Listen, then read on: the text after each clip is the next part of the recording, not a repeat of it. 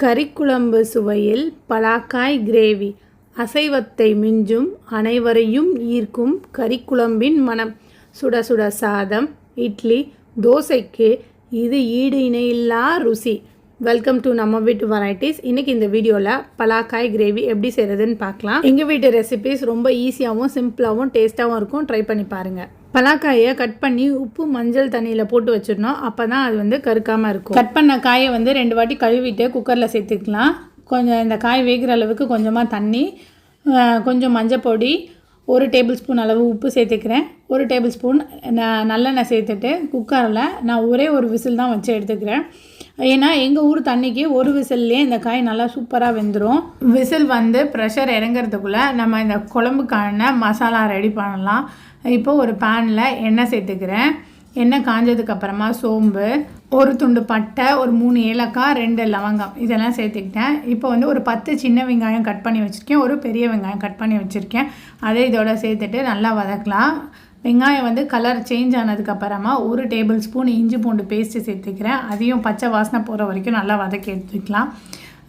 குழம்புக்கு 2 தக்காளி எடுத்துருக்கேன். அதை சேர்த்துட்டு நல்லா வதக்கி எடுத்துக்கலாம். இப்போ இந்த குழம்புக்கு ஒரு மசாலா பேஸ்ட் அரைச்சிக்கிறேன். கொஞ்சமாக தேங்காய், ஒரு 1/4 டேபிள் ஸ்பூனுக்கு சோம்பு, ஒரு 4 முந்திரி பருப்பு. இந்த முந்திரி பருப்பு சேர்க்கும் போது கிரேவியோட டேஸ்ட்டு கொஞ்சம் ரிச்சாக நல்லா தெரியும். நைஸ் பேஸ்ட்டாக அரைச்சிட்டு வந்துக்கலாம்.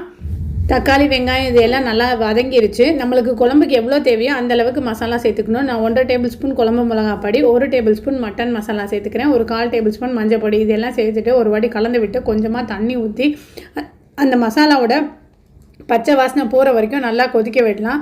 நல்லா ஒரு கிரேவி மாதிரி கிடைக்கும் நம்மளுக்கு. இந்த கிரேவிக்கு தேவையான அளவு உப்பையும் சேர்த்துக்கலாம்.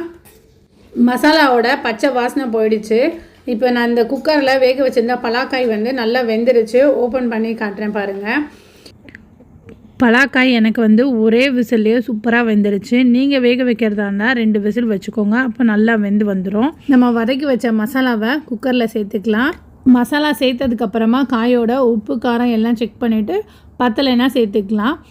இந்த குழம்பு இந்த மசாலாவை நல்லா அந்த காய் உரியும் போது தான் அதோட டேஸ்ட் சூப்பராக இருக்கும். இந்த குழம்ப வச்சவனே சாப்பிட்றத விட ஒரு 3 மணி நேரம் கழித்து சாப்பிடும்போது தான் அந்த காயில் அந்த சுவையெல்லாம் உறிஞ்சு சூப்பராக இருக்கும். அந்த காயை எடுத்து கடிக்கும் போது நம்ம கறியை எடுத்து கடிக்கிற டேஸ்ட் இருக்கும். நம்ம அரைச்சி வச்ச மசாலா தேங்காய் பேஸ்ட் இதோட சேர்த்துக்கிறேன். சேர்த்துட்டு கொஞ்சமாக கொத்தமல்லி கருவேப்பிலை சேர்த்துட்டு இந்த நுரெல்லாம் அடங்குற வரைக்கும் நல்லா கொதிக்க விடுவோம். கொதித்து ஆஃப் பண்ணதுக்கப்புறமா ஒரு 3 மணி நேரம் கழித்து இந்த குழம்பை எடுத்து சாப்பிட்டு பாருங்கள். அட்டகாசமாக இருக்கும். உங்கள் வீட்டில் இதே குழம்பை ட்ரை பண்ணி பார்த்துட்டு எப்படி இருந்துச்சுன்னு சொல்லுங்கள். வீடியோ பிடிச்சா லைக் பண்ணுங்கள். சேனலுக்கு சப்ஸ்கிரைப் பண்ணிக்கோங்க.